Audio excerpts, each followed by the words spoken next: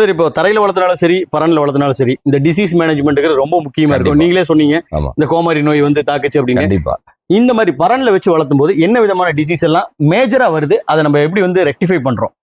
இதுல நீங்க மேல வச்சு வளர்த்துறப்ப பெருசா எந்த டிசீஸ்ன்னு பொறுத்த வரைக்கும் ஒன்னா கழிசல் போகும். ஓகே, கழிசல் ஒண்ணு வருதுன்னா அது சரி. உடனே பார்த்து ரெக்டிஃபை பண்ணிடணும். அதுக்கு தான் இந்த பாக்ஸ் பின்னாடி இருக்கு பாருங்க. ஓகே, இந்த ஃபர்ஸ்ட் பாக்ஸ் எய்ட் எது? ஆமா, ஃபர்ஸ்ட் எய்ட் பாக்ஸ். இப்ப Okay. எப்படி காரு இதுல எல்லாம் நம்ம எடுத்து இதுலயே வச்சிருக்கிறோமோ, சரி. அப்படி நம்ம வீட்டுக்கு நமக்கு தேவையான எமர்ஜென்சி மருந்தெல்லாம் எப்படி பாக்ஸ் போட்டு தனியா வச்சிருக்கிறோமோ, அப்படி என்ன மெடிசன்ஸ் எல்லாம் வச்சிருக்கீங்கன்னு பாக்கலாங்களா? கண்டிப்பா ஒண்ணு இல்ல, அந்த மெரிக்வின் இருக்கும். சரிங்க. அதுக்கப்புறம் பாத்தீங்கன்னா சிரஞ்சு இழுத்து விடுறது. ஓகே, அப்புறம் ஏதாவது காய் கால் அடிபடுது அப்படின்னா அந்த சரி, சரி. ஏதாவது காயம் இருக்கு அப்படின்னா அதுக்கு அடிக்கிற ஸ்ப்ரே. ஓகே, அப்புறம் அந்த குடுக்கறதுக்கு ஓகே, இந்த இதெல்லாம் தான். அவ்வளவுதான். பெருசா நம்ம மெயினா தேவை அது கழிசல் போச்சுன்னா என்ன இது. அப்புறம் காய்ச்சல் மருந்து ஓகே, பேராசிட்டமல் தான். Paracetamol தான். குழந்தைங்களுக்கு கொடுக்குற அதே தான், எல்லா விஷயமும் அதே தான். ஓகே, கிரே பாட்டில் இருக்கும். குழந்தை பிறந்த குட்டிங்களா இருந்துச்சுன்னா அந்த குட்டிங்களுக்கு grape கொஞ்ச water. நாளைக்கு கிரே வாட்டர் கொடுப்போம். ஓகே, ஓகே, அதுக்கப்புறம் இந்த இதுதான் மெயினா பார்ப்போம். ஓகே. அந்த கழிசல் போச்சுன்னா அந்தந்த இது போறச்சுன்னா அன்னைக்கு அதை கிளியர், அப்பயே பார்த்த உடனே. இப்ப காலையில ஒரு ரவுண்ட்ஸ் வருவோம், ஓகே, பாக்குறப்ப ஏதோ ஒரு குட்டி கழிச்சிட்டு இருக்கு அப்படின்னா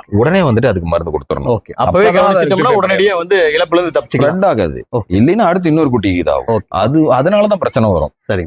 ஒரு ஆடு இங்க வந்து நிக்கிறப்ப ஒரு சோர்வா நின்று ஆசைப்பட்டு ஒரு மாதிரி இருக்கு, அப்படியே டல்லா நின்னுட்டு இருக்குன்னா அது வாயை தொட்டு பார்க்கணும். காய்ச்சல் இருக்கா, உடனே காய்ச்சல் மருந்து கொடுத்துடணும். என்ன இதுவோ அதை உடனே ரெக்டிஃபை பண்ணிட்டோம்னா எந்த பிரச்சனையும் வராது.